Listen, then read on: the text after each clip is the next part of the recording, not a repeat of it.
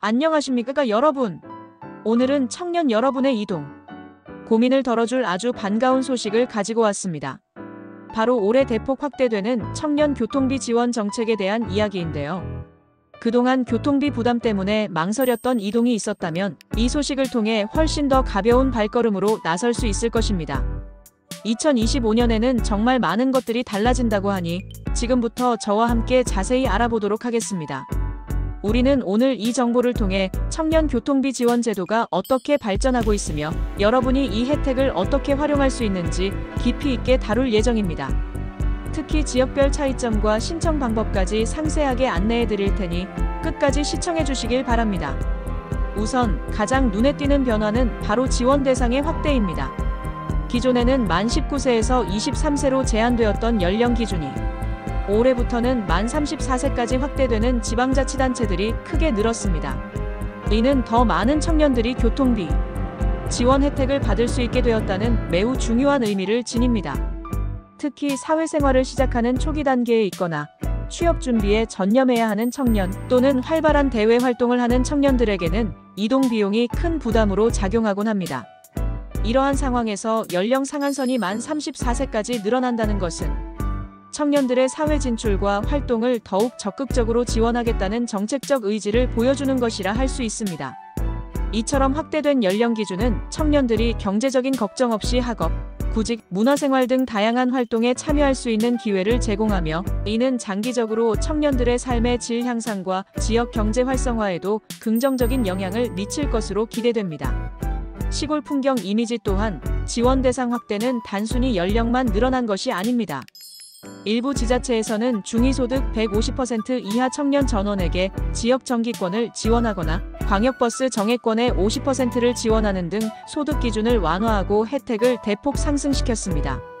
이는 경제적인 어려움으로 인해 대중교통 이용에 제약이 있었던 청년들에게 실질적인 도움을 제공하여 이동의 자유와 기회균 등을 보장하려는 노력의 일환입니다. 예를 들어 인천 아이패스 I-패스의 경우 청년 혜택을 받을 수 있는 나이를 만 39세로 확대했으며 여기서 그치지 않고 만 65세 이상 어르신들을 위한 추가 교통비 환급까지 제공하여 전 세대의 이동 편의를 높이고 있습니다. 이처럼 소득 기준 완화와 더불어 특정 계층을 위한 맞춤형 지원은 정책의 포용성을 강화하고 있습니다. 저소득층 청년들에게는 정기권 지원을 통해 매일매일 대중교통을 이용하는 데 드는 고정적인 부담을 크게 줄여줄 수 있으며 이는 학업이나 직업활동에 더욱 집중할 수 있는 환경을 조성하는 데 기여할 것입니다. 이처럼 지원 대상의 폭이 넓어진 만큼 본인이 해당되는지 꼭 확인해 보시는 것이 중요하며 놓치지 말고 이 귀한 혜택을 신청하시길 강력히 권해드립니다. 다음으로 주목할 만한 변화는 지원 방식입니다. 과거에는 교통비를 먼저 지불하고 나중에 돌려받는 카드 포인트 환급이나 사후 신청 방식이 많았죠.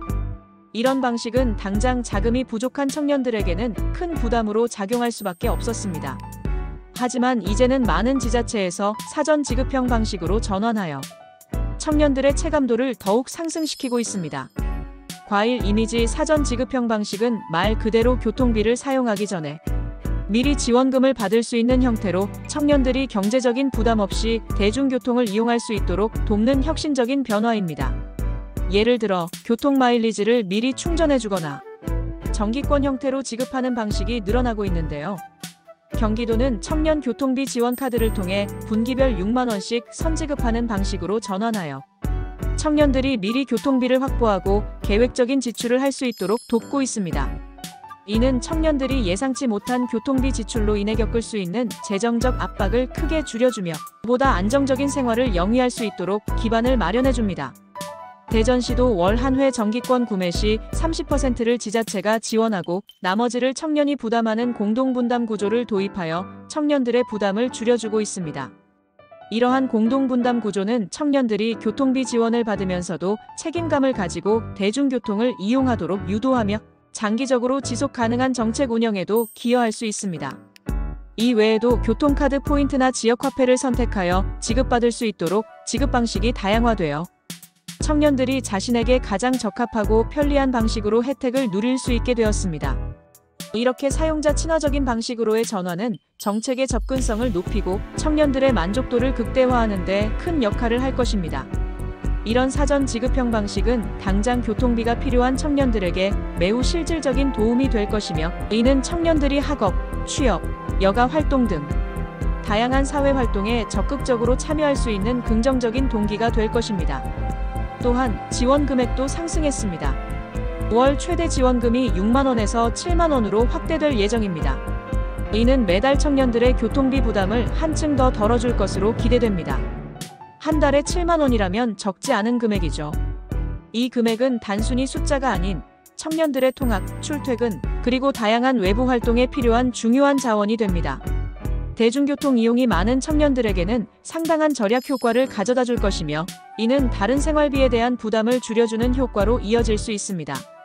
예를 들어 절약된 교통비로 식비를 충당하거나 자기 개발을 위한 투자에 활용하는 등 청년들의 삶의 질 향상에 직접적인 기여를 할 수 있습니다. 이러한 지원금 상승은 물가 상승으로 인한 교통비 인상, 압박 속에서 청년들의 경제적 안정에 큰 버팀목이 될 것입니다. 이제 각 지역별 지원 정책에 대해 좀 더 자세히 알아보겠습니다. 각 지역의 특성과 청년들의 필요에 맞춰 다양한 정책들이 마련되어 있으니 본인이 거주하는 지역의 정책을 꼼꼼히 확인해 보시는 것이 매우 중요합니다. 먼저 서울은 청년 몽땅 교통비 지원 제도를 통해 만 19세에서 34세 이하 서울 거주 청년에게 교통비 일부를 지역화폐로 환급합니다. 서울 청년 포털에서 신청 가능하며 최대 10만 원까지 환급받을 수 있습니다. 서울은 대중교통 이용률이 매우 높은 도시인 만큼 이러한 지원은 청년들의 활발한 이동을 장려하고 경제적 부담을 경감하는 데 큰 역할을 할 것입니다. 특히 지역화폐로 환급되는 방식은 지역 경제 활성화에도 기여할 수 있는 장점이 있습니다. 또한 기후동행 카드를 통해 만 19세에서 39세 청년은 7,000원 할인된 가격으로 서울 지역 내 대중교통 및 따릉이를 무제한으로 이용할 수 있습니다. 이는 환경보호와 교통비 절감이라는 두 마리 토끼를 동시에 잡을 수 있는 매력적인 제도로 서울시 청년들의 많은 참여가 기대됩니다. 경기도는 경기지역 화폐를 통해 반기별 최대 12만 원까지 지원하는 청년 교통비 지원 사업을 운영하고 있습니다. 특히 더 경기 패스는 지원 상한 횟수가 없으며 청년층 교통비 환급 연령을 만 39세까지 확대하여 더 많은 청년들이 혜택을 받을 수 있도록 했습니다. 경기도는 서울과의 통근 통학이 많은 지역적 특성을 고려할 때 이와 같은 광범위한 지원은 청년들의 삶에 매우 중요한 영향을 미칠 것입니다. 인천은 청년 사랑 교통카드를 통해 월 교통비의 일정 비율을 환급하며, 앞서 말씀드린 것처럼 인천 아이패스 I-패스는 청년 혜택 연령을 만 39세까지 확대하고 어르신을 위한 추가 교통비 환급도 제공합니다. 인천은 수도권의 주요 도시로서 이러한 정책은 인근 지역과의 연계성을 높이고 청년들의 이동성을 강화하는 데 기여할 것입니다. 과일 이미지 부산은 동백패스를 통해 대중교통비를 지원하고 있으며, 이 외에도 다양한 지역 특화 정책을 통해 청년들의 교통비 부담을 줄여주고 있습니다. 광주는 광주 G-패스를 통해 광주 지역 전 세대를 대상으로 교통비를 지원합니다. 특히 광주 G-패스는 K패스, K-패스와 중복 적용이 가능하다는 점이 큰 장점입니다. 2025년 한 월부터 시행되었습니다. 이러한 중복 적용은 청년들이 받을 수 있는 혜택의 총량을 극대화하여 실질적인 교통비 절감 효과를 더욱 크게 만들 것입니다. 전라북도는 중위소득 150% 이하 청년 전원에게 지역 정기권을 지원하여 취약계층 청년들의 이동권을 보장하고 있습니다. 이는 사회적 약자를 위한 배려 깊은 정책으로 청년들이 경제적인 이유로 이동에 제약을 받지 않도록 돕는 중요한 역할을 합니다. 이처럼 각 지자체별로 다양한 지원 정책들이 마련되어 있으니 본인이 거주하는 지역의 정책을 꼼꼼히 확인해 보시는 것이 중요하며, 주변 청년들에게도 이 정보를 널리 알려 함께 혜택을 누릴 수 있도록 도와주시길 바랍니다. 그리고 전국 모든 교통수단에 혜택이 적용되는 국토교통부의 K패스, K-패스도 빼놓을 수 없는 중요한 제도입니다. K패스, K-패스는 만 19세 이상 주민이 대상이며 월 15회 이상 대중교통 이용 시 최대 60회까지 지급됩니다. 특히 청년, 즉 만 19세에서 34세는 30%의 높은 적립률을 적용받습니다. 시골 풍경 이미지. 이 K패스 K-패스는 전국 어디에서든 이용할 수 있다는 장점이 있어 지역 간 이동이 잦은 청년들에게 매우 유용합니다. 적립률 30%는 결코 낮은 수치가 아니며 꾸준히 대중교통을 이용하는 청년이라면 상당한 금액을 절약할 수 있을 것입니다. 예를 들어 한 달 교통비가 10만 원이라면 3만 원을 절약할 수 있다는 의미입니다. 이러한 혜택은 청년들의 교통비 부담을 실질적으로 줄여주며 대중교통 이용을 장려하여 탄소 배출량 감소와 같은 환경적 이점까지 기대할 수 있습니다.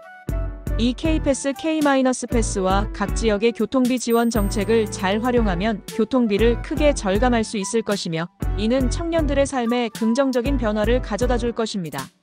마지막으로 일부 지자체에서는 취업준비생을 위한 교통비와 청년 구직활동지원금과 연동되는 교통비 가산 제도를 도입하여 청년들의 취업활동을 적극적으로 돕고 있습니다. 취업 준비로 바쁜 청년들에게는 정말 가뭄의 단비 같은 소식이 아닐 수 없습니다. 구직 활동을 하면서 면접이나 스터디를 위해 이동하는 비용은 생각보다 크게 느껴질 수 있습니다.